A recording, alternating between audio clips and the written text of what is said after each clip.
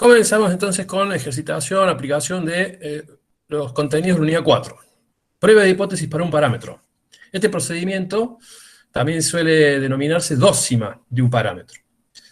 En este caso, parámetro, medida resumen de una variable dentro de una población de elementos o escasos. A diferencia de lo que vimos en estimación, aquí, en prueba de hipótesis, un parámetro tiene un valor supuesto. Un sinónimo de hipótesis es supuesto. A eso se refiere. Aquí, a diferencia, reitero, del tema estimación, vamos a suponer un valor para el parámetro que está sujeto a prueba para seguir confiando en que el parámetro, bajo estudio, tiene ese valor o no. La cuestión es que ese valor supuesto de un parámetro puede tener o no una diferencia significativa con respecto a su valor verdadero y actual. Y allí el nombre, prueba, test de este supuesto valor del parámetro. O sea que aquí, en prueba de hipótesis, insisto, a diferencia de estimación, tenemos un valor disponible del parámetro. Este valor que disponemos de un parámetro puede tener diferencia significativa o no con respecto al verdadero valor actual de ese parámetro. Es por ello que se pone a prueba. El procedimiento para realizar esta prueba del valor que suponemos para el parámetro, implica seleccionar una muestra para disponer de n observaciones de la variable de la cual estamos poniendo a prueba el valor supuesto de su parámetro. También aquí es muy importante el concepto de estimador del parámetro. También aquí usaremos estimadores. Recordemos que un estimador es todo cálculo que se realice a partir de observaciones muestrales, de una variable, por supuesto. También recordando de que todo estimador es un estadístico, función de dichas observaciones muestrales, en este caso aplicado el proceso de dosimacia del parámetro correspondiente. Los parámetros de los cuales vamos a hacer pruebas de hipótesis son los mismos que vimos cómo pueden estimarse. Parámetro mu, media o valor medio de una variable cuantitativa en una población, la varianza de una variable cuantitativa de una población y la proporción poblacional de éxitos. Exactamente los mismos parámetros que aprendimos a estimarlos cuando no disponemos en absoluto de un valor de ellos, serán objeto aquí de prueba. Pero recordemos, el punto de partida aquí es que disponemos de un valor del parámetro. Por eso se llama valor supuesto del parámetro. Pero, casualmente, se toma una muestra actual de la población para tener una constancia de si podemos seguir confiando en ese valor que disponemos del parámetro o no. Entonces, el procedimiento, una parte fundamental, es tomar una muestra actual de la población y a partir de lo que se observa en esa muestra, de alguna manera se evaluará si ese valor que disponemos del parámetro sigue siendo confiable o no, al menos al momento de tomarse la muestra. Bueno, vamos a comenzar con el ejercicio 1, que es una prueba de hipótesis o dócima del parámetro mu, valor medio de una variable cuantitativa en una población. Para una población de elementos, se supone que el promedio de una variable aleatoria x es 75,2 y la desviación estándar 6,4. Entonces allí tenemos un valor disponible del parámetro mu de una variable en una población. Lo que implica la prueba de hipótesis o dócima es hacer, con una muestra actual de la población, hacer una verificación. Si la muestra nos da evidencia para seguir confiando en ese valor que tenemos o no. Luego, en una muestra aleatoria de 30 elementos de la población, se recopilaron observaciones de la variable x. Allí están los 30 valores observados. Y tenemos que colaborar con un contador para realizar la prueba lateral izquierda a un nivel de significación del 5%. Y luego, realizada la prueba, escribir la conclusión. Una dócima prueba de hipótesis de un parámetro puede ser lateral izquierda, o puede ser lateral derecha, o puede ser bilateral. En este caso, del ejercicio 1, debemos realizar lo que se llama una prueba lateral izquierda. Como la prueba de hipótesis dócima también es una técnica de inferencia estadística, en este caso de un parámetro, siempre existe un estadístico, que lo venimos simbolizando con K, que va a ser una función del parámetro dosimar y del correspondiente estimador. Lo más importante, con todo estadístico de inferencia K y su expresión de cálculo, es posible determinar un valor de una variable con distribución de probabilidad conocida y tabulada. Los estadísticos que vamos a usar aquí en prueba de hipótesis son los mismos que usamos en estimación, dependiendo, por supuesto, del parámetro y de ciertas condiciones. Para este caso, se conoce la desviación estándar y, por lo tanto, la varianza de la variable cuyo valor medio se dosima. Es decir, la varianza no debe estimarse con los datos de la muestra que ya fue seleccionada. La estructura, la expresión matemática del estadístico para inferencia del parámetro mu, es el que está aquí, insisto, tiene la misma estructura del que se usó en estimación del mismo parámetro. X barra el estimador, mu parámetro, dividido sigma sobre raíz de n. Aquí estamos indicando sigma porque se conoce el valor de las desviaciones estándar de la variable x. Y recordando que sigma sobre raíz de n en realidad es la desviación estándar de la variable estimador x barra media muestra. La cuestión es que con esta expresión, como anticipamos, se puede calcular un valor posible, z minúscula, de la variable z del modelo normal estándar, o con distribución normal estándar de probabilidad. También, en prueba de hipótesis, es necesario reconocer la probabilidad indicada con alfa, que está relacionada con el llamado nivel de significación con que se realizará la dócima o prueba de hipótesis. Este nivel de significación lo fija el investigador o el profesional que está haciendo la prueba de hipótesis. Normalmente se le fija un valor relativamente bajo, por ejemplo, 1%, 5%, 10% son los valores más habituales. Son los valores más habituales que se le da, se fija, se determina para el llamado nivel de significación de la prueba. La cuestión es que, fijado el llamado nivel de significación del 5%, automáticamente ese nivel de significación está relacionado con una probabilidad. Con una probabilidad que se indica, se simboliza aquí, en este tema, con la letra griega alfa. Y se define a la probabilidad alfa como la probabilidad de rechazar la hipótesis nula en el caso que sea cierta. Esta es la definición de la llamada probabilidad alfa. Entonces, hay una, dijimos, íntima relación entre el llamado nivel de significación, que lo determina el profesional o investigador, y la probabilidad alfa. Si el nivel de significación es 5%, entonces alfa es una probabilidad igual a 0,05. Reitero, se define como la probabilidad de rechazar la hipótesis nula en el caso que ésta sea cierta. Toda prueba de hipótesis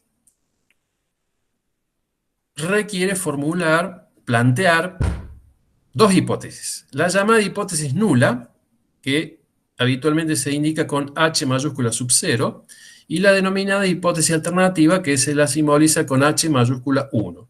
O sea, H sub 0 y H sub 1 es una especie de sigla, no equivalen a ningún valor numérico. Simplemente significan hipótesis nula e hipótesis alternativa.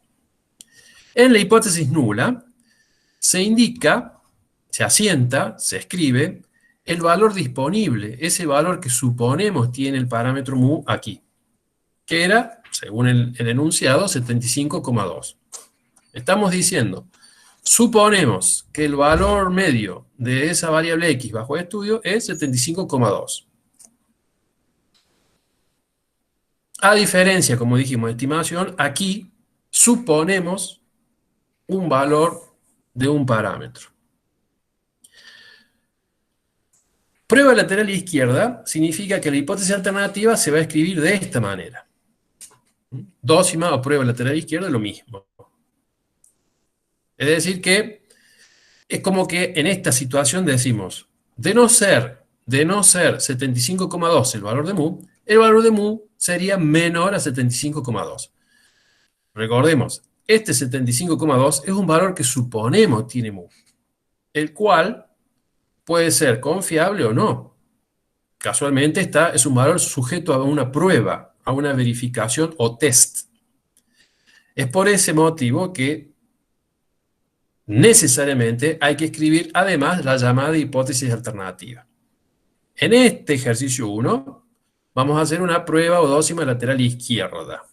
Al ser dócima o prueba lateral izquierda, reitero cómo se leería, de no ser 75,2 el valor de mu sería menor a 75,2. Esto implica una prueba lateral izquierda o dócima lateral izquierda.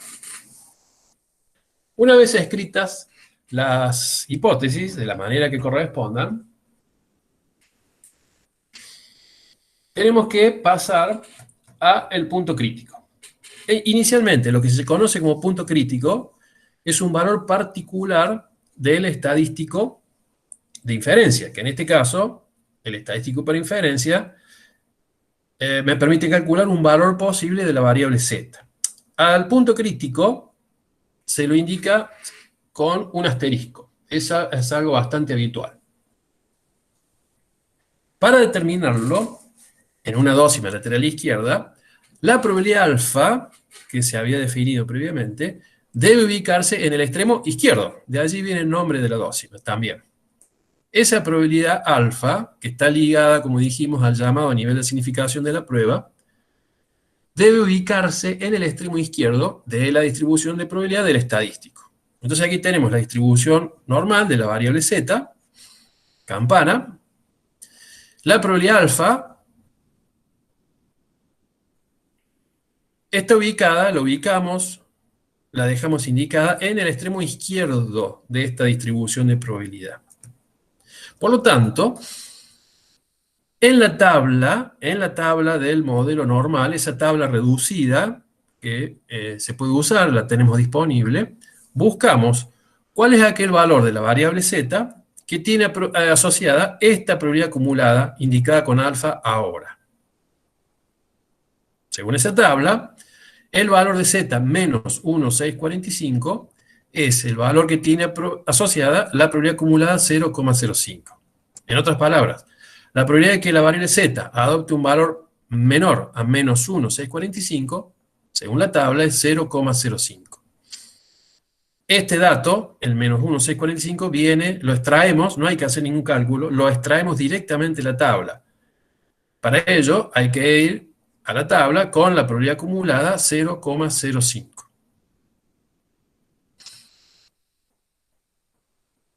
Bien, bueno, la aclaración, menos 1,645 es un valor de la variable z, dijimos que lo extraemos de la tabla, con probabilidad acumulada de 0,05.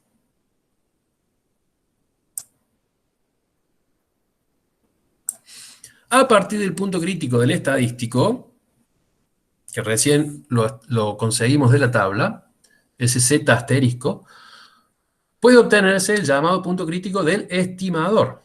Como estamos haciendo una inferencia del parámetro mu, el estimador es x barra media muestral.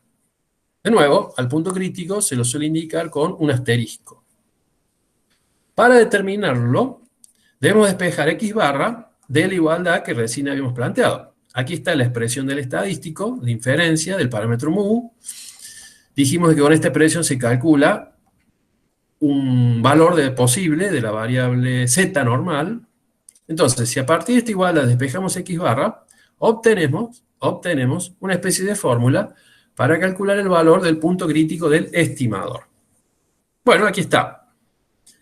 X barra crítico, o x barra asterisco, igual a mu más z asterisco por sigma sobre raíz de n. Aquí lo que tenemos que reemplazar es, a mu le damos el valor que tenemos, que disponemos de mu, ese valor supuesto del parámetro mu. Z asterisco es el que obtuvimos recién, punto crítico. Sigma, conocido, tamaño muestra que se selecciona para la prueba, 30. Resolvemos, recordando que Z asterisco o crítico era menos 1,645. Y llegamos al punto crítico del estimador x barra, en 73,3. Si lo viéramos gráficamente, en un gráfico, pero en este caso es la distribución normal del estimador x barra. distribución normal del estimador X barra. Entonces, por la propiedad de insesgabilidad, de este estimador, el valor medio de los valores posibles del estimador X barra media muestral coincide con el parámetro mu. Aquí indicamos el valor que disponemos de mu. Es un valor que está sujeto a prueba, pero es el valor que disponemos, el valor supuesto de mu. Reitero, está aquí en el centro, o valor medio de los valores posibles del estimador X barra, por el tema de la propiedad de insesgabilidad. Propiedad de insesgabilidad, la esperanza del estimador X barra es igual al parámetro mu. Luego, calculado el punto crítico, sí o sí, en prueba lateral izquierda, que es lo que estamos haciendo, va a ser el punto crítico, X barra asterisco, va a ser menor al valor supuesto del parámetro mu. No confundir. 75,2 es un valor de mu, parámetro. 73,3 es un valor del estimador, en especial un punto crítico. Y de igual manera, a la izquierda del punto crítico del estimador X barra, la probabilidad que queda es alfa, 0,05. Es como que 73,3 es el valor de X barra asociado al valor de Z menos 1,645.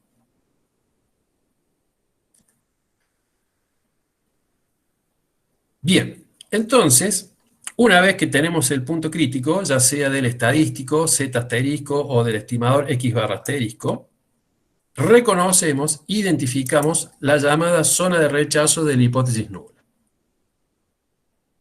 Esta etapa de la prueba de hipótesis es muy importante. Identificar de la mejor manera posible la llamada zona de rechazo de la hipótesis nula. En prueba lateral izquierda, inicialmente las zonas de rechazo son, o está formada por valores de la variable z que sean menores a menos 1,645. O también valores del estimador X barra menores a 73,3. La zona de rechazo queda identificada a partir de los puntos críticos que previamente hemos determinado. En especial aquí, reitero, prueba lateral izquierda, la zona de rechazo de la hipótesis nula está formada por valores de la variable z que sean menores a menos 1,645 y también por valores del estimador X barra menores a 73,3. En prueba lateral izquierda, en definitiva, la zona de rechazo queda ubicado en el extremo izquierdo de las distribuciones de probabilidad, ya sea de la variable z o de la variable X barra. Luego, identificada la zona de rechazo, escribimos una especie de regla de decisión, se suele llamar esto. Sí, con las observaciones de la muestra de la variable, cuyo valor medio se dosima. Se calcula un valor del estadístico. Se suele distinguir con Z observado. Menor a menos 1,645, se debe rechazar la llamada hipótesis nula. También, si con las observaciones muestrales de la variable cuyo valor medio se dosima, se calcula un valor del estimador, X barra observado, menor a 73,3, se debe rechazar la hipótesis nula. Es decir, que recién aquí llega el punto de utilizar los datos de la muestra. Los datos de la muestra sirven, en definitiva, para rechazar o no rechazar la hipótesis nula. Pero esto recién lo hemos escrito, esta especie de regla de decisión, habiendo determinado los puntos críticos y habiendo identificado la zona de rechazo de la hipótesis nula.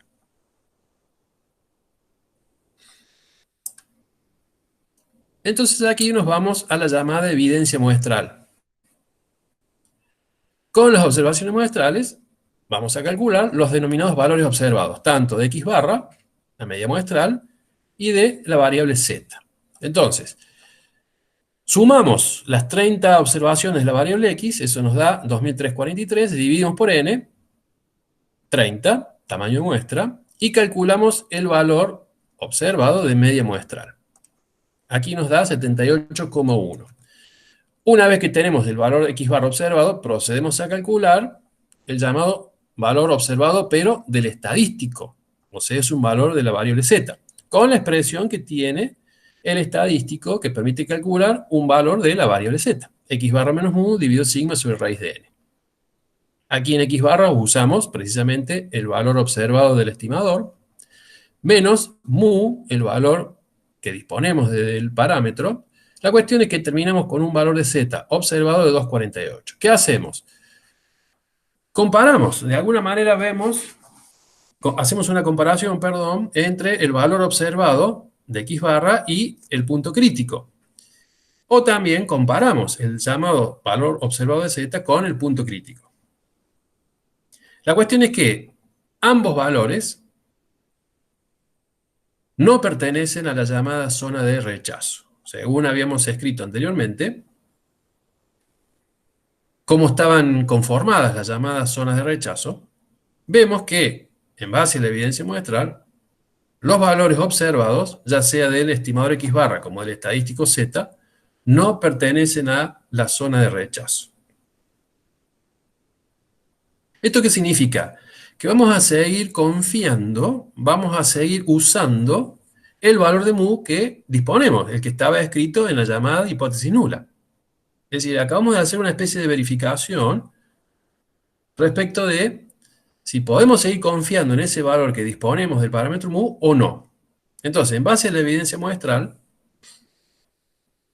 vemos que el valor de x barra no pertenece a la zona de rechazo.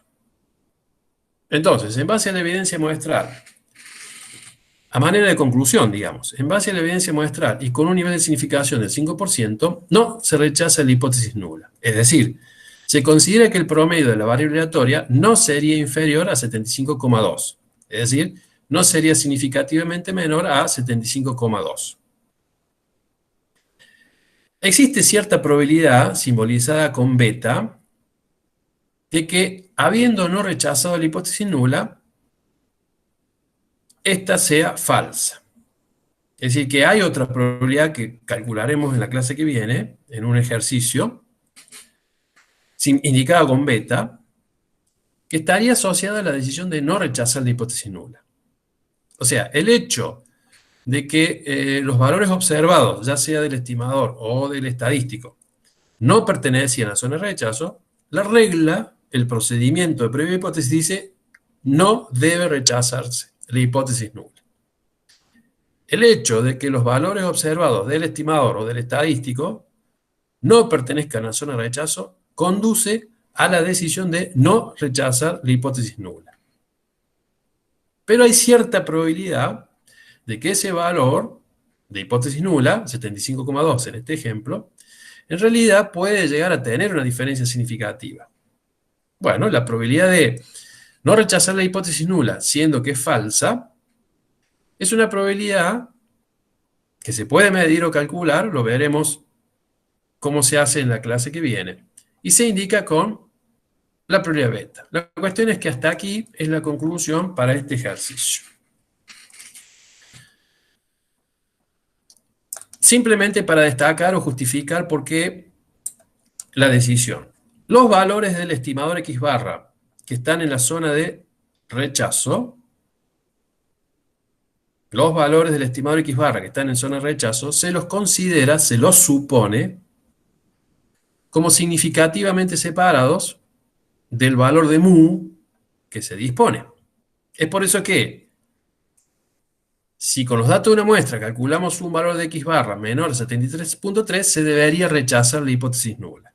Caso contrario, si con los datos de una muestra calculamos un valor de x barra mayor a 73,3, ese valor del estimador x barra se lo considera compatible con este valor de mu.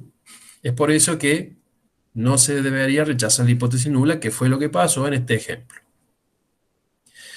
De alguna manera con esto estamos justificando cómo se toma la decisión de rechazar a la hipótesis nula o no. Reitero, una vez que se determina el punto crítico y se identifica la zona de rechazo, se debe pensar de la siguiente manera. Los valores del estimador x barra que pertenecen, que quedan comprendidos en la llamada zona de rechazo, son valores del estimador que se los supone, se los considera como de muy baja probabilidad de darse en una muestra. si el valor de mu es este, el que disponemos. Pero también a los valores de x barra comprendidos en la denominada zona de rechazo, se los considera valores de muy alta probabilidad de darse en una muestra, si el valor de mu fuera menor al que tenemos. Esa es la manera de pensar y de comprender por qué se toma la decisión aquí. Reitero nuevamente, una vez determinada la llamada zona de rechazo, a partir del punto crítico, los valores de x barra del estimador que quedan en la llamada zona de rechazo es como que tienen dos maneras de verse, dos maneras de entenderlos, de considerarlos. Primero, los valores de x barra que quedan en la llamada zona de rechazo, en primer lugar, se los considera valores de x barra posibles de calcularse en una muestra, de muy baja probabilidad de darse, de calcularse en la muestra sería, si el valor de mu es 75,2. Pero al mismo tiempo, los valores de x barra de la zona de rechazo se los considera valores de muy alta probabilidad de calcularse en una muestra si el valor de mu fuera menor a 75,2. Es por eso que si con los datos de una muestra calculamos un valor de x barra que cae en la zona de rechazo, se debe rechazar la hipótesis nula que plantea un valor de mu de 75,2 en este ejemplo. Esto es... Profe, perdón, tengo una duda. Abajo del gráfico usted escribió lo de la zona de rechazo y escribió lo de menor y mayor. ¿Podría explicar eso de nuevo? De que se calcula un estadístico Z menor y el X tiene que ser mayor, ¿puede ser? No, vos tenés dos formas. En realidad es lo mismo, no son cosas diferentes.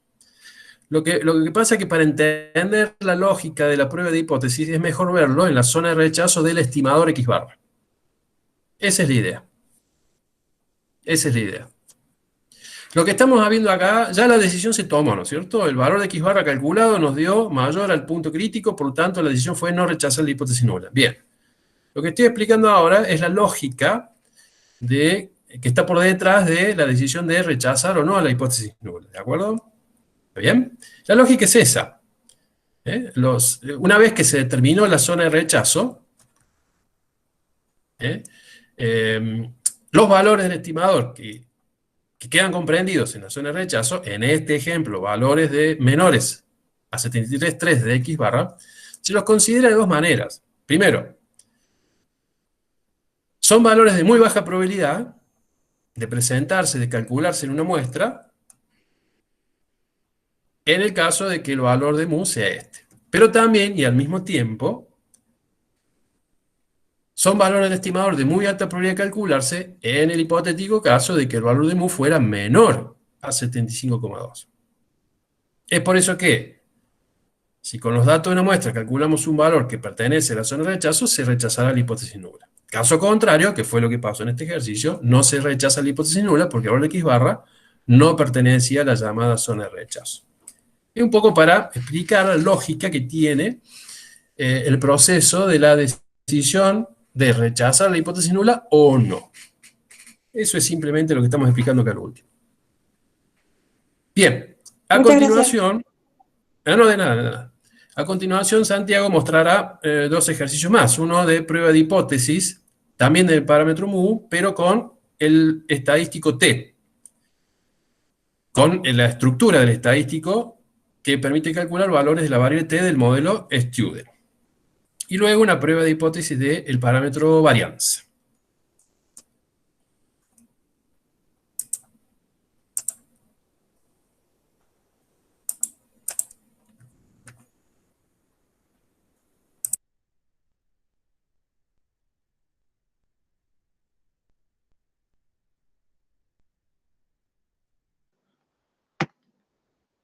Bueno, buenos días a todos y a todas. Como decía Roberto, vamos a empezar con el ejercicio 3, que es un ejercicio en el cual vamos a trabajar también prueba de hipótesis para el parámetro poblacional mu, es decir, media, promedio de una variable aleatoria, pero con algunas diferencias respecto al caso que presentó Roberto. Si recuerdan, en el caso en el que presentó Roberto recién, teníamos una variable que conocíamos su varianza en la población, ¿no? Y teníamos un tamaño de muestra mayor a 30. Bueno, ahora vamos a ver, y por ende, ¿no? Por esas características, el estadístico que calculamos se distribuía de manera, y con el estadístico de prueba que utilizamos, ¿no? Para la prueba, se distribuía de manera normal, ese estadístico nos daba valores de una variable z que se distribuía de acuerdo al modelo normal de probabilidad. Bueno, ahora vamos a tener algunas diferencias que nos van a hacer, fundamentalmente, el resultado es que, aún haciendo, perdón, una prueba de hipótesis para el mismo parámetro, el parámetro poblacional mu, el estadístico de prueba que vamos a usar va a tener otra distribución. ¿Bien?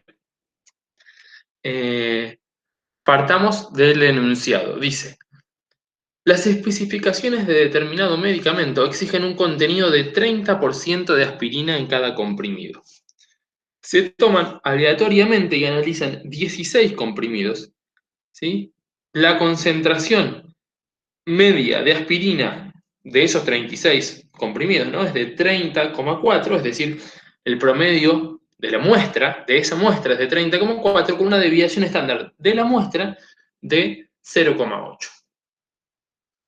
El primer inciso nos pregunta: ¿qué supuesto debe verificarse para la variable porcentaje de aspirina en los comprimidos para poder realizar la dócima? Y la segunda nos pregunta si el medicamento cumple con las especificaciones para un nivel de significación del 1%. Bien, como les decía recién, lo primero nos pregunta qué supuesto debe verificarse en la variable porcentaje de aspirinas en los comprimidos en la población, para que nosotros podamos realizar la dócima. ¿Por qué? Porque estamos diciendo que desconocemos la varianza poblacional y que tenemos un tamaño de muestra pequeño, ¿no? De 16, menor a 30, que es el límite que a veces marcamos. Bien, el supuesto que debe verificarse es que esa variable, los valores de esa variable, ¿no? De la variable porcentaje de aspirina contenido en los comprimidos, que es nuestra variable aleatoria, de la cual queremos calcular o queremos hacer una dócima sobre su promedio, los valores de esa variable deben distribuirse según el modelo normal de probabilidad. Bien, entonces si nosotros suponemos que esa variable, la variable en la población se distribuye de manera normal, entonces vamos a poder decir que el estadístico que vamos a usar, ¿sí? El estadístico que vamos a usar, que es, como decía Roberto, es el mismo esquema que los estadísticos que usábamos para la estimación por el intervalo. El estadístico de prueba que vamos a usar, que asume la siguiente forma: x media menos mu sobre, fíjense ahora la diferencia con el estadístico K que presentaba Roberto antes, ¿no? Acá ustedes tenían antes, en el ejercicio anterior, la varianza poblacional porque la conocíamos. Perdón, la desviación estándar poblacional porque la conocíamos. Ahora desconocemos la desviación estándar poblacional, entonces es la media muestral menos el valor de la media poblacional sobre la desviación estándar de la muestra dividido a raíz de n, ¿no? Entonces, este estadístico K nos da es una expresión que nos permite calcular un valor posible, ¿sí? De una variable t que se distribuye de acuerdo al modelo student. O podemos decir que este estadístico se distribuye de forma student, de acuerdo al modelo student, con n-1 grados de libertad. Bien, entonces, partamos de esa primera diferencia con el caso anterior, partiendo en que en los dos estamos estimando o estamos haciendo una dócima sobre la media poblacional. Ahora, suponiendo que la variable en la población se distribuye de manera normal, y siendo que tenemos un tamaño de muestra menor a 30, entonces el estadístico de prueba se va a distribuir de acuerdo al modelo de student. Porque recuerden, lo vimos esto en la primera clase, el modelo de student es un modelo derivado de la normal, que se deriva de la normal. De aquí es que suponemos que la variable se distribuye normal, entonces esto se deriva de la normal para pequeñas muestras. Bien, para pequeñas muestras, como en este caso, muestras de tamaño 16. Bien, bueno, una vez identificado esto... Profe, una pregunta. Sí. Si tuviera la desviación estándar de la población, ¿se puede usar la variable student también? O sea, Pero, es lo mismo. o sea, si vos conocés la varianza poblacional, entonces tenés que usar, como hicimos, digamos, conociendo las desviaciones estándar de la población, por supuesto que conocés la varianza de la población, ¿no? Porque es directamente elevar la desviación estándar al cuadrado. Entonces, si Pero vos con conocés n la de varianza poblacional, el modelo que tenés que usar es el modelo normal, es un ejercicio como el que hicimos en el claro, que hizo Roberto recién. Se usa pero la si n normal. es 30, pero si n es menor a 30, también uso el de la Sí, sí, normal. sí. Si vos Ah, conocés la varianza, o sea, si vos conocés la varianza poblacional, uso usás el normal. el modelo normal. Gracias. Bueno, entonces, bueno, ya habiendo encontrado la distribución del estadístico, vamos al planteo de las hipótesis, ¿no? Para eso es importante que ustedes, digamos, siempre para plantear la hipótesis, como lean bien el enunciado y vean qué es lo que le está pidiendo. En este caso nos está pidiendo contrastar esta idea de que eh, el medicamento cumple con las especificaciones, ¿no? ¿Y qué significa que cumpla con las especificaciones? Que tenga un 30% de aspirina en cada comprimido. ¿Bien? Entonces, siempre ustedes van a plantear la hipótesis nula y la hipótesis nula como la hipótesis que es digamos, la afirmación que ustedes quieren contrastar o el supuesto que ustedes tienen, como le decía Roberto recién, el supuesto que existe sobre el parámetro a contrastar o la ausencia de cambios, a veces también se dice, ¿no? Una situación estacionaria. Eso contra una hipótesis alternativa que va a estar dada por la forma en que esté planteado el problema. En este caso nos preguntan nos dicen que contrastemos si ese promedio poblacional es igual al 30%, ¿no? Si cumple con las especificaciones. Y lo opuesto a que cumpla con las especificaciones es que no cumpla con las especificaciones. ¿Sí? Eso es, digamos, la hipótesis alternativa siempre también va como lo opuesto a la hipótesis nula en base a cómo esté planteado el problema. Acá no nos están preguntando si contrastemos si es mayor o menor, ¿no? Nos están preguntando si cumple con las especificaciones versus si no cumple con las especificaciones. Es decir, la hipótesis alternativa va a ser que el promedio de la variable, que es el porcentaje de aspirina en los comprimidos, sea distinto de 30. Bien, y como tenemos planteada la forma hipótesis nula, mu igual a 30, hipótesis alternativa, mu distinto de 30, no mayor ni menor, sino distinto, estamos hablando de que tenemos una dócima bilateral. Bien, y bilateral porque ahora vamos a ver, se distribuye el nivel de significación de la prueba también en las dos colas, en los dos laterales de la distribución. ¿Se entiende eso? Entonces, es una dócima bilateral por eso mismo, porque está planteada como el parámetro igual a un valor versus una hipótesis alternativa que plantea que el parámetro es diferente a ese valor, ¿sí? Sin especificar en principio si es menor o mayor. Diferente. Entonces, la idea es que nosotros vamos siempre en la hipótesis, digamos, la forma de rechazar la hipótesis nula es que nosotros lo que queremos hacer es ver si contamos con evidencia suficiente para decir que lo que estamos planteando en la hipótesis nula, en este caso, que los comprimidos cumplen con las especificaciones, es decir, que tienen un 30% de aspirina, entonces lo que queremos decir es ver si para poder rechazar eso necesitamos contar con evidencia suficiente para demostrar que eso es falso. ¿No? Es el típico ejemplo que se da siempre, el ejemplo en un juzgado que para condenar a una persona por un delito hay que contar con evidencias suficientes para demostrarlo, ¿no? Entonces, esto de que todo el mundo es inocente hasta que se demuestre lo contrario, es decir, hasta que se junten evidencias suficientes en una muestra, que es lo que se conoce como pruebas en un proceso judicial, para demostrar que el tipo cometió el delito por el cual se le está incriminando. ¿Bien? Planteamos la hipótesis, ese es el primer punto, planteamos la hipótesis. Después definimos el estadístico de prueba, que, como veíamos recién, de acuerdo al supuesto que habíamos hecho, el estadístico que se construye de esta manera se distribuye de acuerdo con el modelo normal, es decir, se distribuye normal con n-1 grados de libertad. Bien, eso es por las características particulares de este problema. acto seguido, o sea, una vez que ya definimos el estadístico de prueba, vamos a calcular cuáles son los puntos críticos que nos van a definir, como decía Roberto hace un rato, los puntos críticos nos van a definir cuál es la región de rechazo, o la zona de rechazo de la hipótesis nula.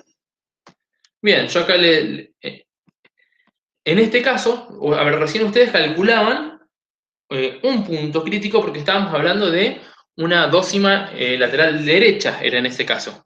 Entonces estamos hablando de no izquierda. Entonces era solamente un punto crítico. Cuando nosotros trabajamos con dócimas bilaterales, vamos a trabajar dos puntos críticos. ¿Por qué? Porque tanto sea que los valores realmente observados se alejen, sean sustancialmente mayores a los supuestos, o sustancialmente menores, ¿no? Significativamente mayores o significativamente menores, si los valores de la muestra nos otorgan eso, valores significativamente mayores o significativamente menores a los valores supuestos, entonces vamos a rechazar la hipótesis nula. Y por eso es que en la prueba bilateral vamos a calcular dos puntos críticos y nuestra zona de rechazo ahora se divide, se parte en dos, ¿no? Y va a estar dada, o sea, la zona de rechazo va a estar dada por todos estos valores de t, digamos, ¿por qué t? Porque el estadístico se distribuye de manera t, ¿no? Esta es la forma de expresar el problema en términos del estadístico de prueba. Profe, Sí, ¿eso va a ser siempre que sea bilateral? siempre que sea bilateral. En el caso que sea bilateral, ustedes al alfa, ¿sí? Al nivel de significación de la prueba, lo dividen a la mitad en las dos colas, ¿sí?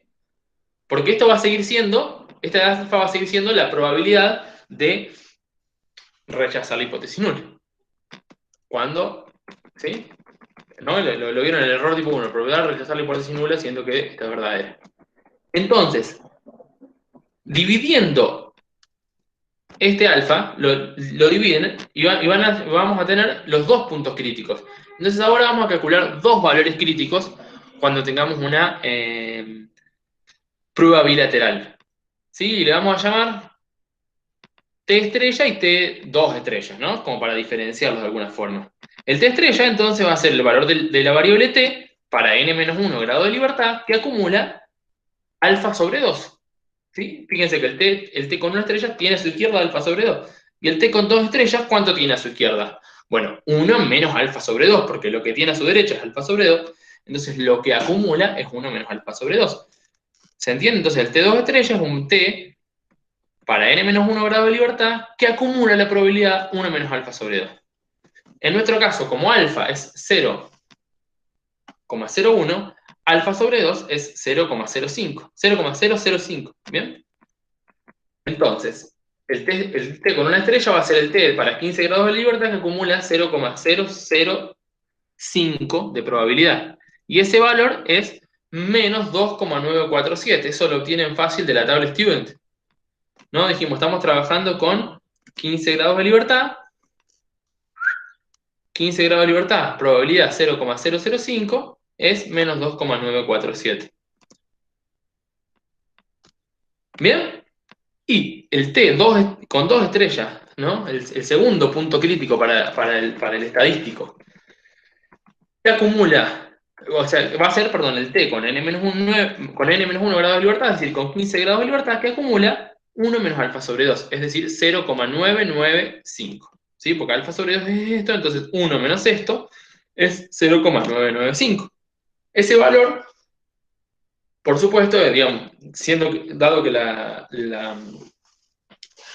T es una distribución simétrica con respecto al 0, entonces va a ser con el mismo valor absoluto, pero con distintos signos, ¿no? 2,947. Fíjense, acá lo tenemos en la tabla.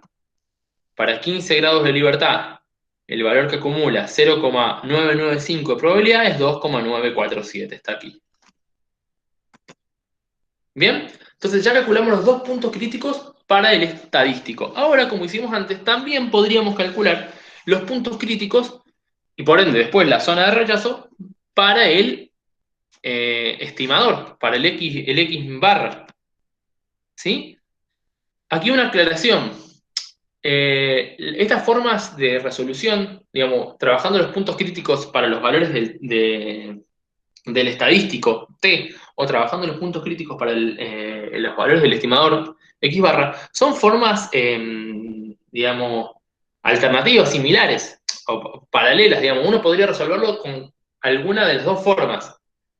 Lo importante es que ustedes sepan las dos formas, porque por ahí a veces en los parciales les piden específicamente que lo resuelvan con el T crítico, con el T estrella, o a veces con el X media crítico, ¿no? Entonces a veces les piden los puntos críticos respecto a los estadísticos y a veces con respecto a los estimadores. En caso de que no lo pidan, ustedes también, digamos, lo pueden hacer de las dos formas como para comprobar. La resolución siempre les tiene que dar lo mismo, digamos, la conclusión final, si rechazamos o no rechazamos la hipótesis nula, les tiene que dar igual. Entonces no hace falta, digamos, en el caso de que no existiera, ustedes lo pueden hacer con uno de los dos métodos y mostrar la conclusión final. Pero es importante que sepan las dos formas, porque por ahí les piden específicamente una. ¿Sí? Bueno, dicho esto, para calcular los valores críticos de X media, que de nuevo ahora son 2, ¿sí? Porque estamos en una prueba bilateral, vamos a trabajar con la siguiente expresión, que se deriva de cómo se construye, o sea, se despeja X media de la fórmula de cálculo del estadístico, ¿no? A partir de esta fórmula de cálculo del estadístico, si nosotros despejamos X media, va a quedar esto. Entonces, así vamos a construir los valores críticos de X media, que le vamos a llamar X media 1 estrella y 2 estrellas. ¿Sí? Acá le puse mu 0 porque es el mu bajo la hipótesis nula. Recién lo trabajaron de la misma manera con Roberto, ¿sí? Porque el mu que ponían acá siempre era el mu bajo el supuesto de la hipótesis nula, ¿sí? Más el estadístico, más el valor, el primer valor crítico para el estadístico por S sobre raíz de n, ¿no? Por la desviación estándar muestral sobre raíz de n, que es el tamaño de la muestra. Y para el segundo punto crítico es igual, solo que aquí en el estadístico, solo que aquí van a multiplicar por E2 estrellas, el segundo valor crítico para el estadístico. ¿Sí?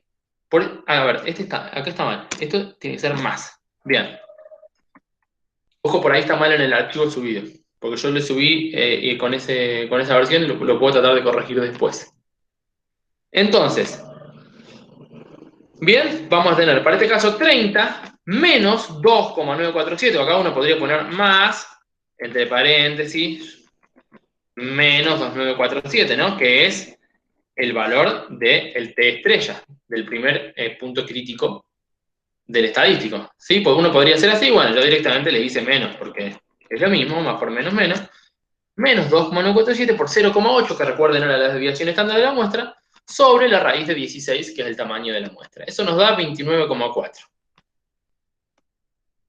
Haciendo el mismo procedimiento, pero con el segundo valor crítico del estadístico, ¿sí? Tenemos 30 más 2,947, el segundo punto crítico, 30 más 2,947, 30,6. ¿Bien? Entonces ya calculamos los puntos críticos, tanto en términos del estadístico de prueba como en términos del estimador media muestral, o X barra. Una vez calculados los puntos críticos, podemos definir las zonas de rechazo, ¿sí? Y las definimos de nuevo de dos formas, en términos del estadístico T y del X barra. Vamos a decir, la zona de rechazo va a estar dada por todos los valores de T, tal que esto, así, creo que así está expresado en el teórico, por eso se los ponía así. Tal que el T, ¿sí? Observado en la muestra sea menor que 2,947 o que el T sea mayor que 2,947. Y menor, esto es menor al T crítico con una estrella y esto es mayor al T crítico con 2 estrellas. Es decir, ¿qué pasa? Si nosotros vamos a los datos de la muestra, ¿qué es lo que vamos a hacer ahora? Vamos a la evidencia muestral. En base a eso calculamos un valor de T, y ese valor de T es menor a 2,947 o mayor a 2,947, sí, perdón, menor a menos 2,947 y mayor a 2,947, nosotros vamos a rechazar la hipótesis nula, porque vamos a decir que estamos en la zona de rechazo. O lo que es lo mismo, podemos expresar la zona de rechazo en términos de la variable del estimador X media, ¿no? Del X barra.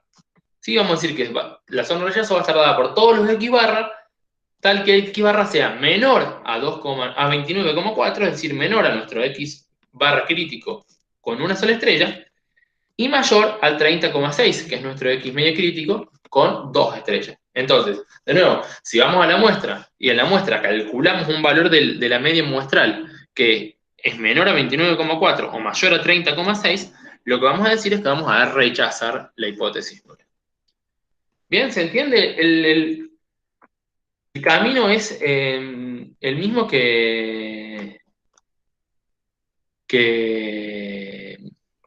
el camino es el mismo que seguíamos en el ejercicio anterior, ¿sí? Planteamos la hipótesis, definimos el estadístico, planteamos la zona de rechazo. Y una vez definida la zona de rechazo, ahora vamos a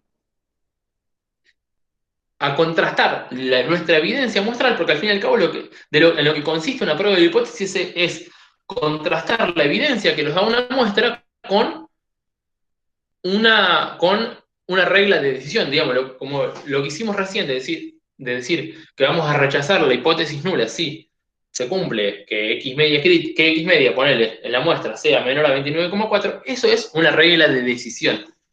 ¿Sí? Entonces, construimos nuestra regla de decisión y ahora vamos a contrastarla con lo que es nuestra evidencia muestral.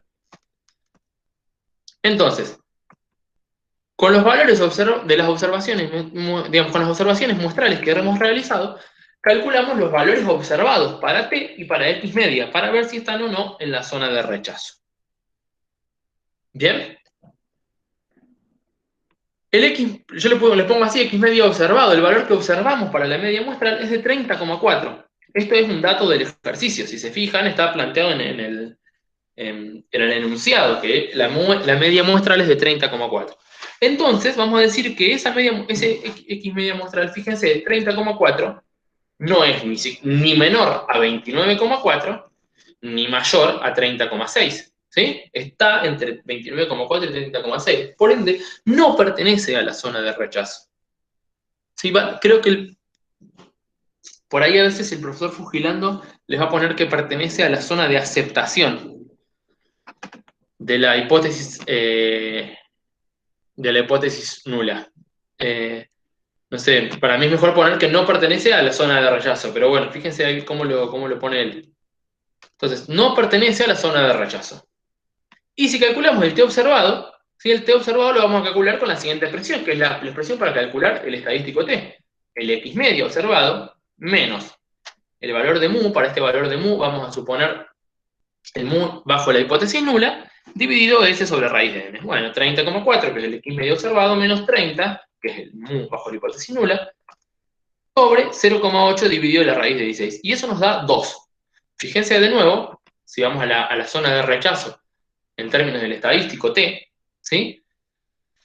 2, que es el T observado, no es ni menor a menos 2,947, ni mayor a 2,947. Por eso también vamos a decir que el T observado no pertenece a la zona de rechazo. Bien, conclusión de todo esto, en base a la evidencia muestral, ¿sí? Con los datos que tenemos a partir de la muestra y con un nivel de significación de 1%, eso es muy importante que siempre lo pongan en las conclusiones, ¿no? En base a la evidencia, esas dos cosas, en base a la evidencia, porque la decisión la tomamos en base a la muestra que sacamos, y con un nivel de significación de 1%, es decir, nosotros aceptamos que hay un 1% de probabilidad de rechazar la hipótesis nula siendo que esta es verdadera, ¿sí? Con esa información no contamos con la evidencia suficiente para rechazar la hipótesis nula. Es decir, no contamos con la evidencia suficiente para afirmar que el porcentaje de aspirina sea significativamente distinto de 30%. ¿Bien? No podemos afirmar que es distinto porque no tenemos la evidencia suficiente. La muestra nos dio 30,4, que no es suficientemente, significativamente distinto de 30, como para afirmar que ese porcentaje, el porcentaje que tienen los comprimidos es distinto de 30. Por ende, podemos decir que se estarían cumpliendo las especificaciones de este producto, de este medicamento. ¿Bien?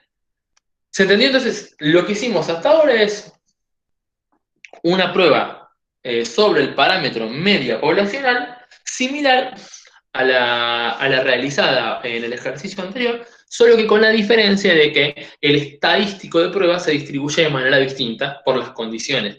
Y en esto respondo una pregunta que estaban haciendo ahí, respecto a cómo darse cuenta, bueno, de acuerdo a las condiciones que tenemos. En este caso, desconocíamos la varianza poblacional y teníamos un tamaño de muestra chico, entonces eso nos lleva a que, a que el estadístico que usemos sea el estadístico T. Profe, Sí. siempre que no nos dé la varianza poblacional ya vamos a saber que es normal. No, necesitan, o sea, por eso Dicen ¿vieron en un que otro. el inciso A decía, necesitamos suponer que es normal. Digamos, se supone que vamos a tener ese supuesto en un ejercicio, en un parcial, porque ustedes necesitan ese supuesto de que sea normal para poder resolverlo, digamos. Para poder resolver con un tamaño de muestra chico y varianza desconocida, necesitan el supuesto de que sea normal para poder desarrollar la prueba con la distribución T. Si ustedes desconocen la varianza, pero el tamaño de muestra es grande, ¿sí? Fíjense, está el teórico de todos los distintos casos. Repasen bien esa parte. Esto está en la unidad 2, pero es lo mismo. Bueno, creo que en la unidad 4 también está. Pero en la unidad 2 está esto de, bueno, si desconocemos la varianza, pero la muestra es mayor a 30 o si es menor a 30, pero sabemos que la variable en la población se distribuye de manera normal. Entonces, si nosotros, como en este caso, desconocemos la varianza y tenemos que el tamaño de muestra es menor a 30, necesitamos el supuesto de que la variable en la población se distribuye de manera normal. ¿Sí? Para poder aplicar el modelo para poder aplicar el modelo T, que es un modelo derivado de lo normal para pequeñas muestras. Gracias, profe. De nada. Bueno, ya entonces hicimos estos dos ejercicios para la estimación, para la dócima de la media poblacional, y ahora vamos a trabajar un tercer ejercicio, que es el ejercicio 4, para dosimar otro parámetro, que es el parámetro varianza de una variable, ¿sí? Que nos mide, como ustedes lo saben, de alguna forma la variabilidad que presenta una variable, porque a veces no solamente nos interesa saber cuál es el valor promedio, sino qué tanto ese valor se desvía, qué variabilidad tiene respecto al valor promedio, ¿no? Es el caso, por ejemplo, tenemos acá de una acción, ¿sí? Cuando uno invierte en acciones, a veces lo que los inversores quieren, o por lo que se preocupan, no es solamente por el valor que esa acción puede tener, sino por la variabilidad, ¿sí? que puede presentar en el mercado esa acción. Y de acuerdo a qué tan propenso es un inversor al riesgo, puede tomar una decisión de no invertir en una variable que presente una variabilidad muy grande, si es un inversor que no es muy adepto o amante del riesgo. Bien, este es el caso que tenemos en este ejercicio. Nos dice, un contador opina que invertir en una acción se considera de alto riesgo si su cotización diaria tiene una varianza significativamente mayor a 5,5 pesos cuadrados. En 19 días distintos del último semestre, se registró la cotización de esta acción. Entonces se mide durante 19 días la cotización de la acción y queremos hacer una prueba de hipótesis sobre la variabilidad. Bien, medida por la varianza de la variable cotización diaria. En el primer punto, entonces, nos pregunta, ¿puede considerarse que invertir en esta acción es una inversión de alto riesgo a un nivel de significación del 5%? Bueno, y ahora de nuevo esto, y el inciso B, en base a la decisión adoptada, si se rechaza o no la hipótesis nula, ya lo veremos después, explique qué error es probable que se esté presentando. ¿Sí? Bien. Vamos para resolver, ¿sí? Para empezar por el inciso A, ¿no? ¿Podemos considerar que una inversión de alto riesgo? Vamos a empezar, como siempre, planteando las hipótesis, ¿sí? De nuevo, aquí uno tiene que ver cómo es el planteo del problema. El planteo del problema siempre tiene que partir de una situación, o sea, siempre partimos de la situación que queremos contrastar y le oponemos una hipótesis nula que diga, bueno, yo necesito tener evidencias suficientes para demostrar una situación. Entonces, yo partiendo de la hipótesis nula de que la varianza es de 5,5, a eso le puedo poner la hipótesis alternativa de que la varianza de la variable cotización diaria es mayor que 5,5. Fíjense, acá está claro que es una prueba de lateral derecha, ¿no? Una dócima lateral derecha. Está claro eso porque nos está diciendo, queremos ver si es una acción de alto riesgo, y para que sea una acción de alto riesgo tiene que tener una varianza significativamente mayor a 5,5. Bien, entonces cuando ustedes les presenten que eso, contrastar si es mayor, bueno, va a ser una prueba lateral derecha. Si le dicen menor, contrastar si es menor, va a ser una prueba lateral izquierda. Si nos dicen, como recién, ver si es igual o distinta, va a ser una prueba bilateral. Entonces, partimos siempre de la igualdad y a eso le contraponemos un menor, mayor o distinto al valor supuesto en la hipótesis nula. Bien, planteamos la hipótesis y ahora vamos a ¿qué es lo que necesitamos para hacer nuestra prueba? Lo que necesitamos para hacer nuestra prueba, como venimos diciendo, es un estadístico de prueba. Bien, en este caso, disculpas, vamos a hacer el planteo de cuál va a ser el estadístico, de encontrar nuestro estadístico con el cual vamos a hacer la prueba. ¿Sí? Como siempre, un estadístico es una función de un estimador y del parámetro. ¿Sí? Si recuerdan, de nuevo, este es el mismo estadístico que usamos para hacer intervalos de confianza para la varianza en la clase pasada. ¿Sí? N-1 por la varianza muestral sobre la varianza poblacional.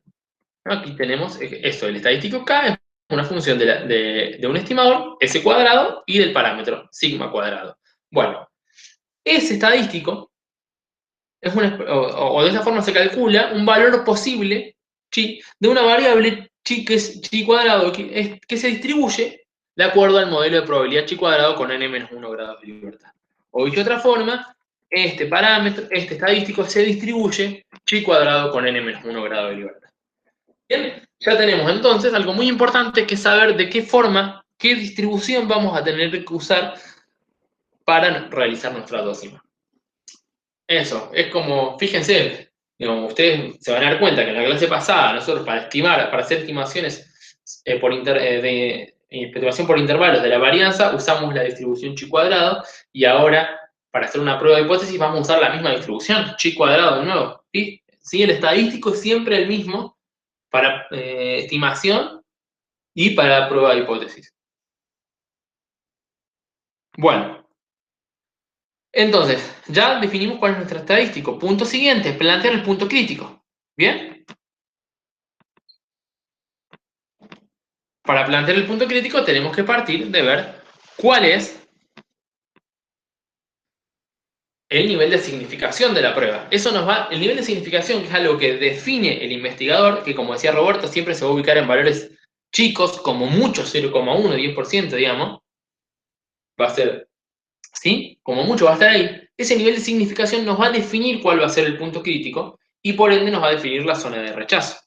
En este caso tenemos un alfa de 0,05 y la siguiente información que necesitamos para encontrar el punto crítico y la zona de rechazo, ¿sí?, es que es una prueba lateral derecha, ¿no?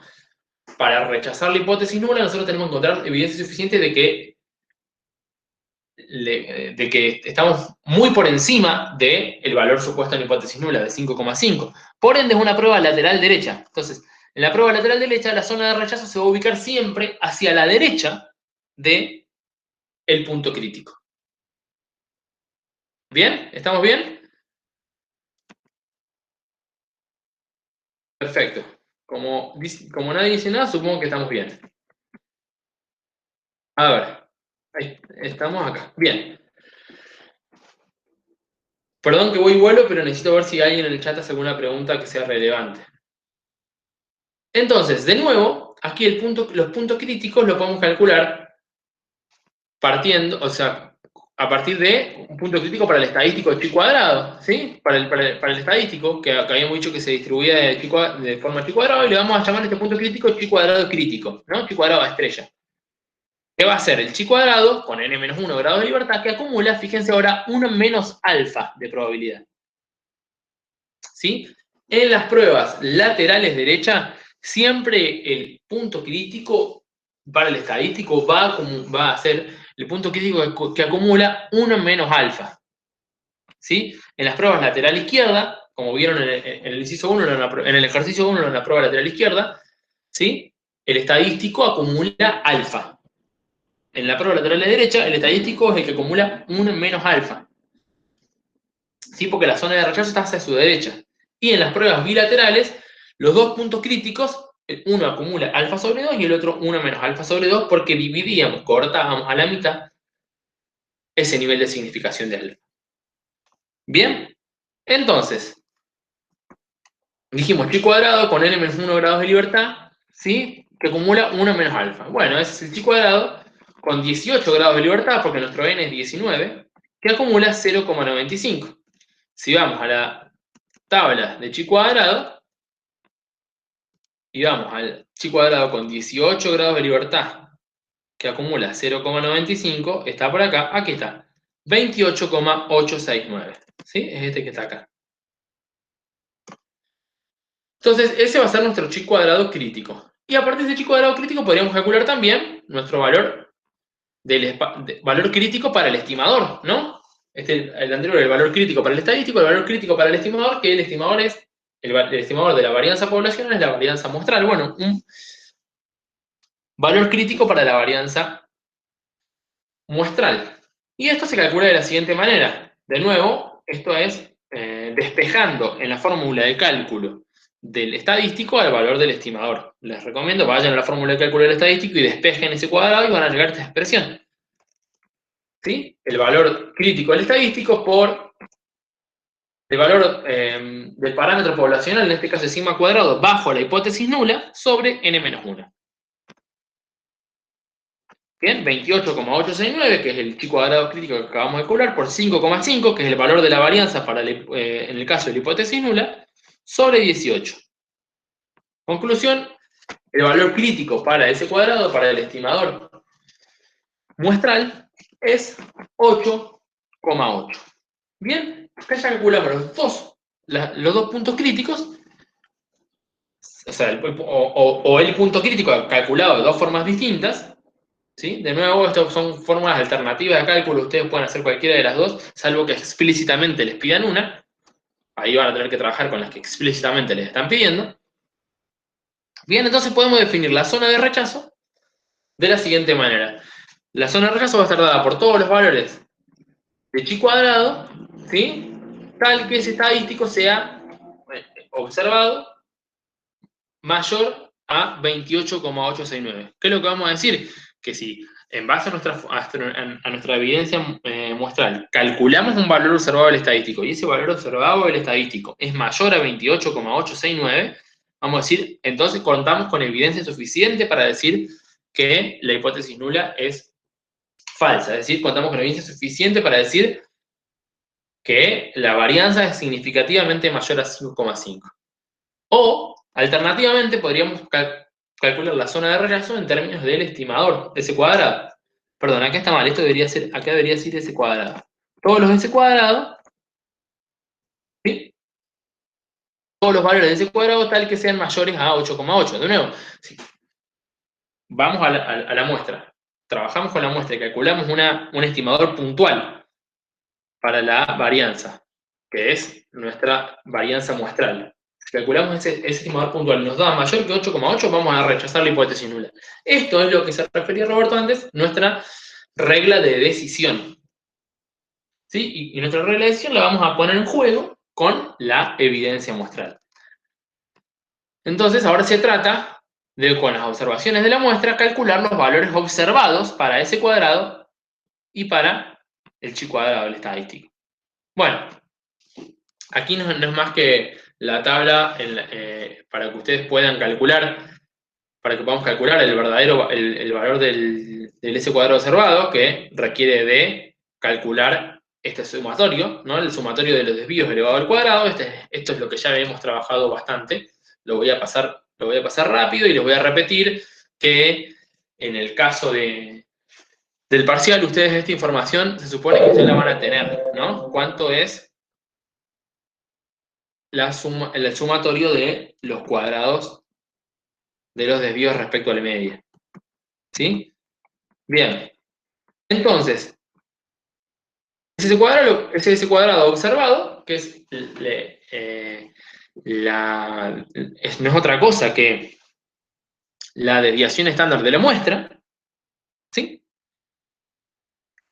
Mediante la fórmula de cálculo de la desviación estándar muestral nos da 10,7. ¿Sí? Ahora bueno, vamos, si se fijan, si volvemos a nuestra regla de decisión, 10,7, aquí está, es mayor que 8,8. ¿Sí? Entonces, es un valor de S cuadrado, el S cuadrado observado es mayor al S cuadrado crítico. Por ende, pertenece a la zona de rechazo.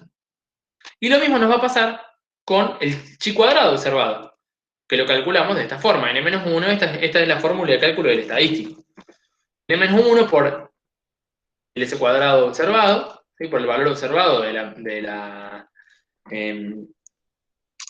la varianza muestral, sobre el valor de la varianza poblacional supuesto en la hipótesis nula, ¿sí? Es 18, que es N-1, por 10,7, que es lo que acabamos de calcular, sobre 5,5, que es sigma cuadrado bajo la hipótesis nula. Resultado 35,018. Si vamos a nuestra regla de decisión, vemos que en las 35,018 es mayor que 28,869. De nuevo, el chi cuadrado pertenece a la zona de rechazo. ¿Qué vamos a decir entonces? Siendo que nuestra evidencia muestral nos da valores de S cuadrado y del chi cuadrado que pertenecen a la zona de rechazo, vamos a decir que ahora sí vamos a contar con una evidencia suficiente, ¿no?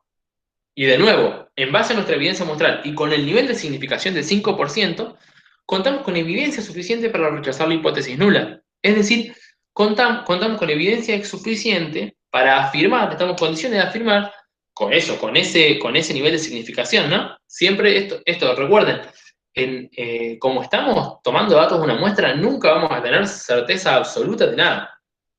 ¿Sí? Hay errores que se pueden cometer, y ya vamos a ver eso. Entonces, con un nivel de significación del 5%, vamos a decir que la variable cotización de esta acción en particular es significativamente, perdón, la varianza de esa variable, la varianza de la variable cotización es significativamente mayor a 5,5, y entonces podemos decir que es una inversión de alto riesgo. Bien, esa es la conclusión que sacamos en base a nuestra regla de decisión y en base a nuestra regla de decisión que se construye a partir del nivel de significación y en base a los datos de nuestra muestra, contrastando los datos de nuestra muestra con nuestra regla de decisión. ¿Sí? Y el inciso B nos preguntaba, si recuerdan, ¿qué error se puede cometer? Si en base a la decisión adoptada, en este caso rechazamos la hipótesis nula, ¿qué error es probable que se esté presentando? Y bueno, dado que, de nuevo, como les decía recién, la decisión la tomamos en base a una muestra, no conocemos la población entera, no conocemos el verdadero valor del parámetro. ¿Sí? Entonces, podemos caer en el error, en este caso, de haber rechazado la hipótesis nula, siendo que la hipótesis nula era cierta. Es decir, podríamos estar diciendo la varianza de esta acción es mayor a 5,5 cuando no es así. Cuando la varianza de esa acción es igual a 5,5, que no era nuestra hipótesis nula. ¿Sí? Entonces, podemos rechazar la hipótesis nula dado que esta es cierta. La probabilidad de cometer ese error coincide con el nivel de significación, 0,05. ¿Sí? Y es lo que se conoce como error tipo 1. Entonces, el error tipo 1 consiste en rechazar la hipótesis nula, siendo que esa hipótesis nula es cierta. Y tiene una probabilidad dada por el nivel de significación alfa. Bien. Bien, ojo acá porque a veces en los parciales se confunden. Les preguntan qué es el error tipo 1 y ustedes responden, el error tipo 1 es la probabilidad de rechazar H0 dado que H0 es cierta. No, eso no es el error tipo 1. El error tipo 1 es la acción de rechazar la hipótesis. Esa acción de rechazar una hipótesis nula, siendo cierta, tiene asociada una probabilidad de 0,05. Pero no se confundan el error tipo 1 con la probabilidad de cometerlo. Bueno, con eso terminamos la prueba de hipótesis sobre el parámetro varianza poblacional. Y ahora Roberto va a seguir con prueba de hipótesis para el parámetro. Santiago, no, ya es muy tarde y nos vamos a pasar de la hora con este otro ejercicio. Lo que vamos a hacer a este ejercicio, voy a publicar el archivo que iba a mostrar en este ejercicio, con los pasos, los mismos pasos. Y bueno, de última, en la clase que viene, al inicio, tratamos de verlo rápidamente. Entonces la sugerencia es, vean el archivo del ejercicio 5, va a estar publicado. Entonces, en unos pocos minutos, la clase que viene, repasamos esa prueba de hipótesis del parámetro proporción. Ok, está bien, me parece bien. Recuerden eso, para cuando vean el archivo.